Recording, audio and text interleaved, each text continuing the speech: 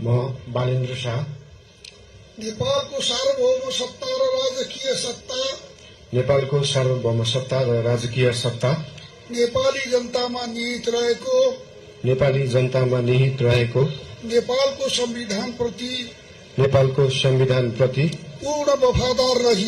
पूर्ण वफादार रही सत्यनिष्ठापूर्वक प्रतिज्ञा गर्दै ईश्वर देश र जनताको नाममा शपथ लिन्छु कि प्रधानमन्त्री पदको जिम्मेवारी प्रचलित कानूनको पालना गरी मुलुक र जनताको भलो चिताई कसैको डर नमानी पक्षपात नगरी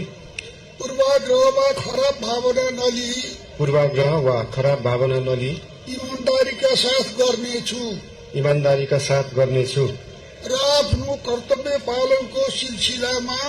र आफ्नो कर्तव्य पालनको सिलसिलामा आफूलाई जानकारीमा आएको कुरा म पदमा बहाल रहँदा वा नरहँदा जुनसुकै अवस्थामा पनि प्रचलित कानूनको पालना गर्दा बाहेक अरू अवस्थामा कुनै किसिमबाट पनि प्रकट वा संकेत गर्ने छैन। धन्यवाद। यसपछि नवनियुक्त सम्माननीय प्रधानमन्त्री